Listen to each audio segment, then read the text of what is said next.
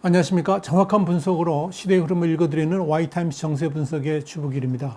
미국 대선 80여일 앞으로 다가왔습니다. 조 바이든 미국 민주당 대통령 후보가 이 러닝메이트로 아시아계 흑인 여성이죠. 카멀라 해리스 상원의원, 캘리포니아주 소속인데요.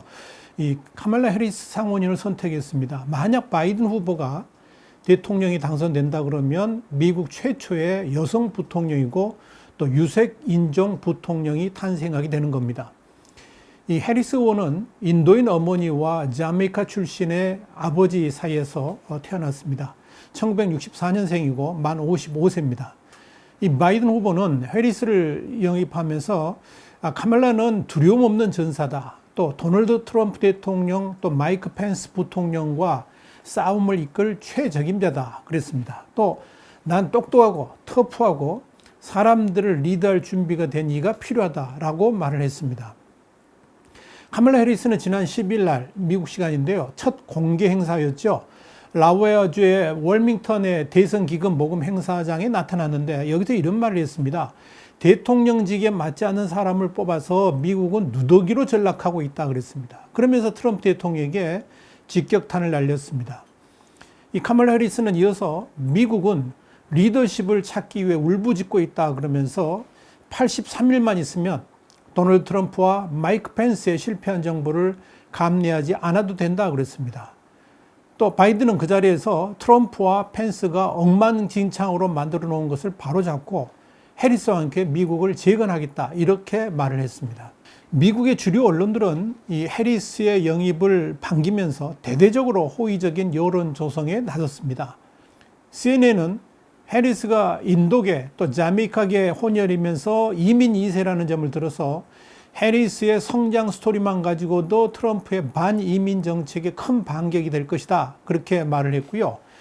뉴욕타임스도 미국의 다양성을 상징한다는 점에서 해리스는 오바마 전 대통령과 비슷하다 그랬습니다. 그러면서 바이든은 해리스와 함께 2008년의 마법 그러니까 오바마 바이든 당선의 재현을 노릴 것이다 이런 내용의 분석 기사를 실었습니다.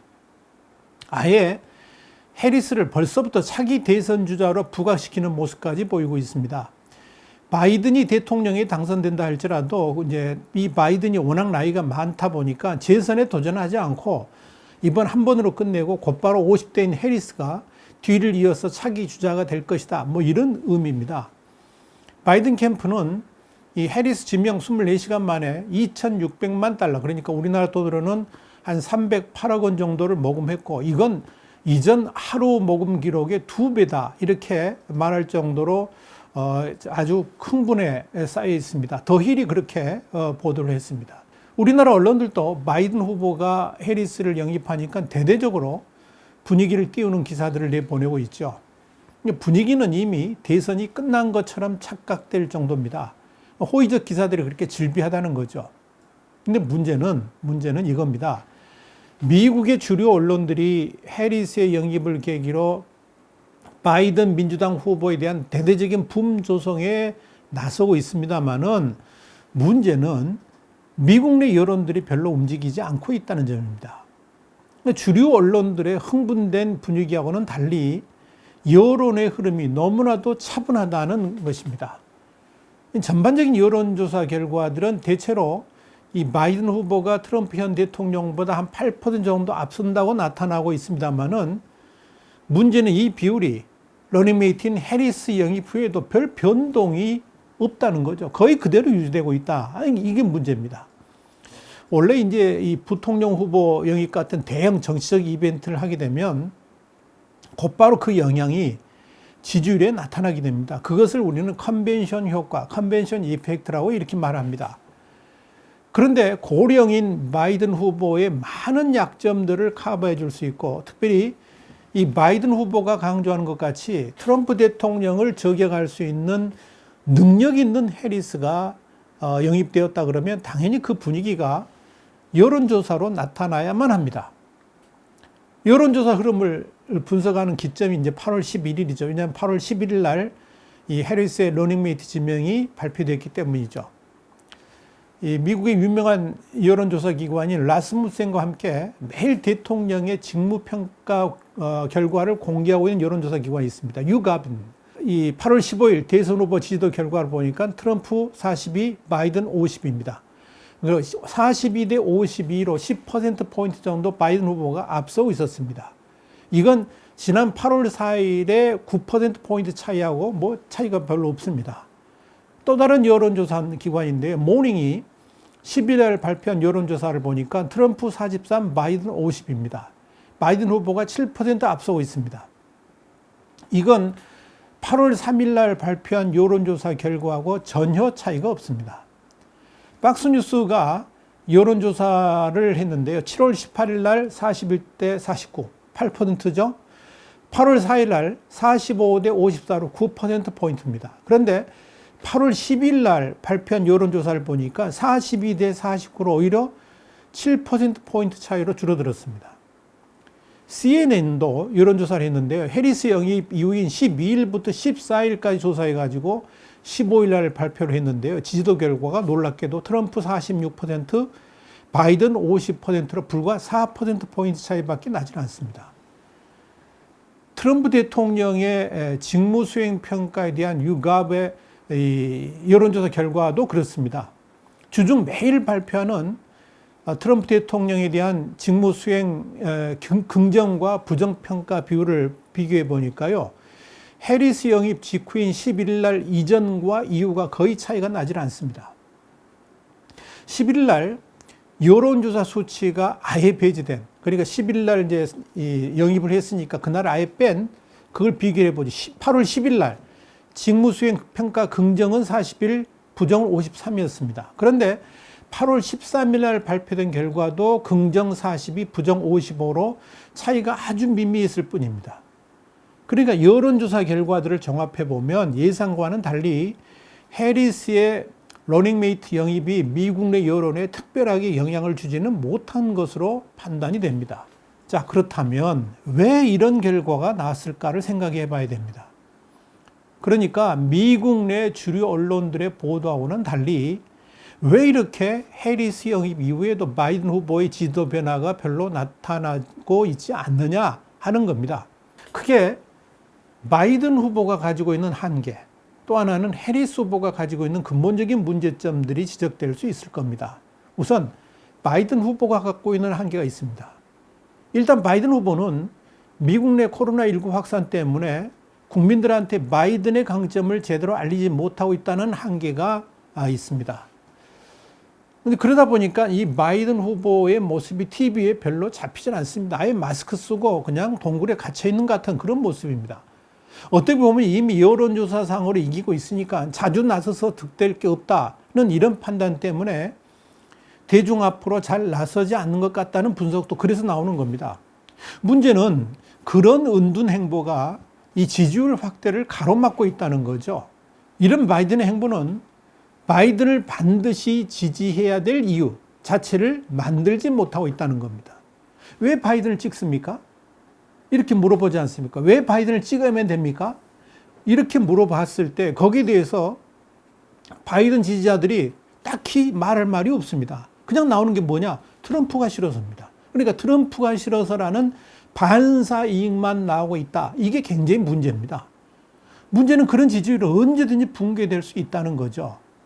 다시 말해서 선거 구도가요, 바이든 대 트럼프로 가야 됩니다. 근데 지금의 구도는 바이든 대 트럼프가 아니고요, 트럼프 대 반 트럼프입니다. 그러니까 선거의 주가 뭐가 되어 있는 겁니까? 트럼프가 되어 있는 겁니다. 그러다 보니까 바이든은 없는 대선으로 흘러가고 있다는 겁니다. 이런 구도가 결국 바이든의 철저한 은둔 전략 때문에 일어난 것이다. 이렇게 볼 수가 있습니다. 이게 한계입니다. 해리스 후보도 한계가 있습니다.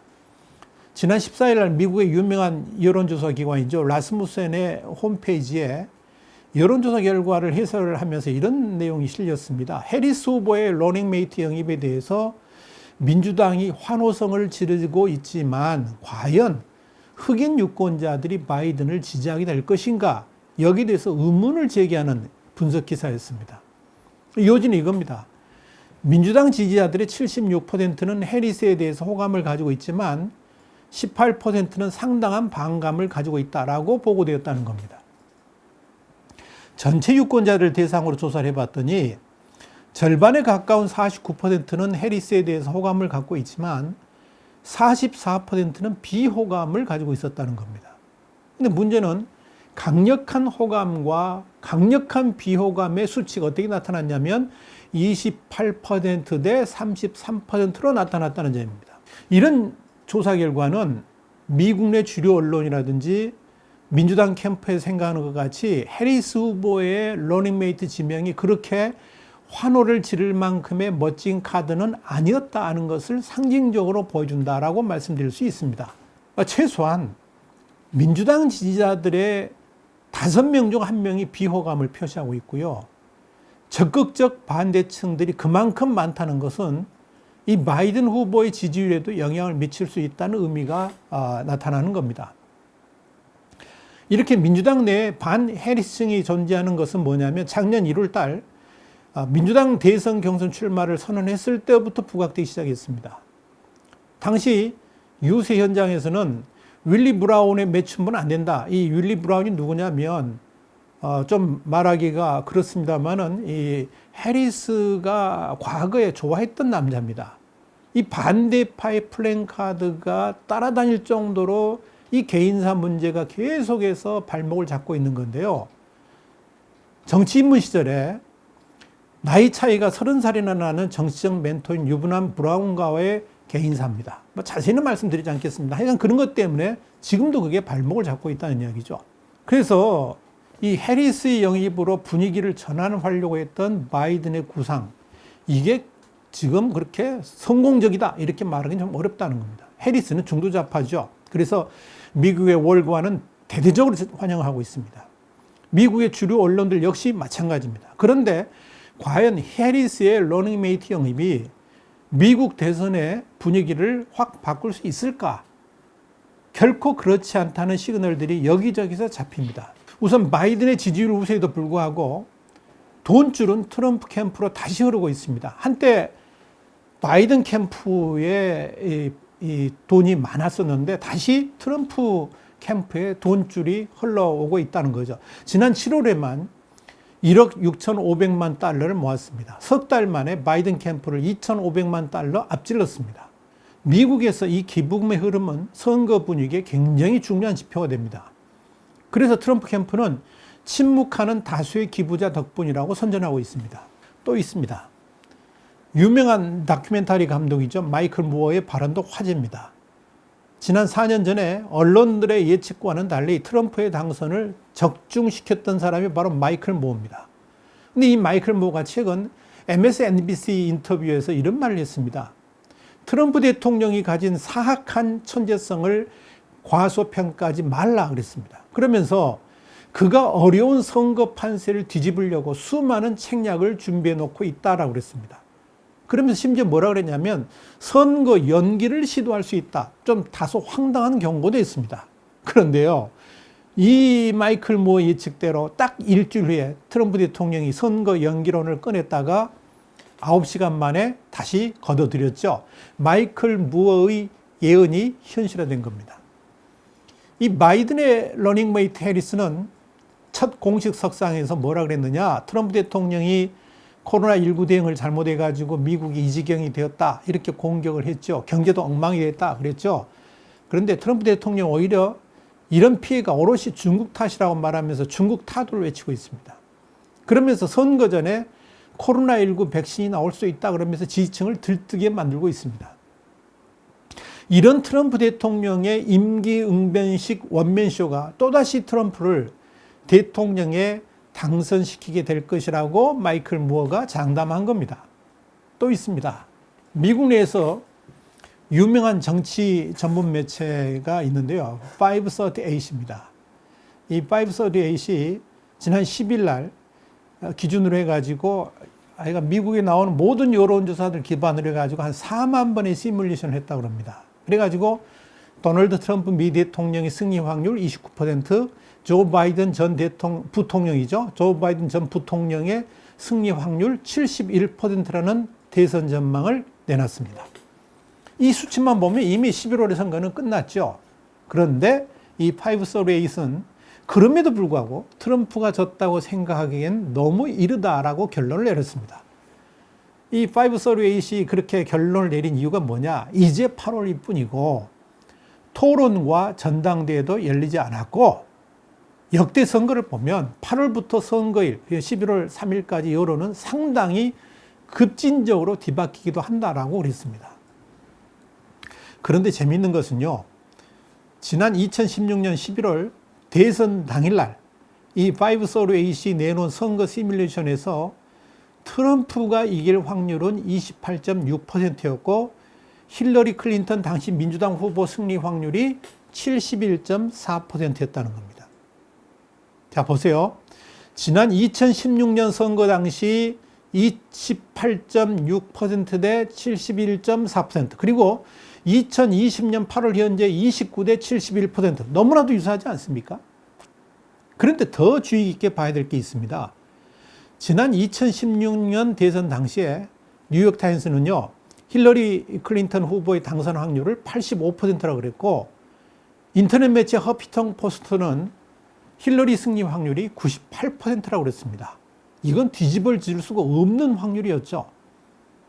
당시 전반적인 여론조사 추세 역시 힐러리 클린턴 후보가 평균 3.3%포인트 앞서 있었습니다. 지금은 바이든 후보가 평균 8% 앞서 있으니까 여건은 훨씬 더 좋은 거죠. 그런데요, 이걸 봐야 됩니다. 바이든이 앞서 있는 83일 전에 8%. 그런데 힐러리가 그때 딱 83일 전에 얼마 앞서 있었느냐? 6.4% 앞서 있었습니다. 그렇지만 힐러리는 선거에서 결국 졌습니다. 이런 관점에서 이 538이 트럼프가 졌다고 생각하기엔 너무 이르다, 이렇게 말한 겁니다. 여기에 미국의 경제는 최악을 이미 넘어섰습니다. 다시 회복세입니다. 트럼프는 엄청난 보조금의 추가 지급도 검토하고 있습니다.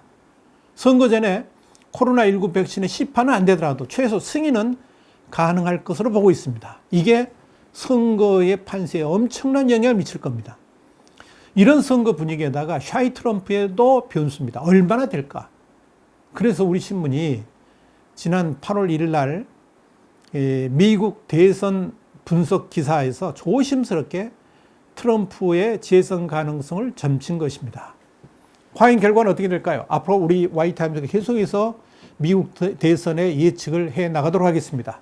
Y타임즈 정세 분석이었습니다. 다음 시간에 다시 뵙겠습니다. 감사합니다.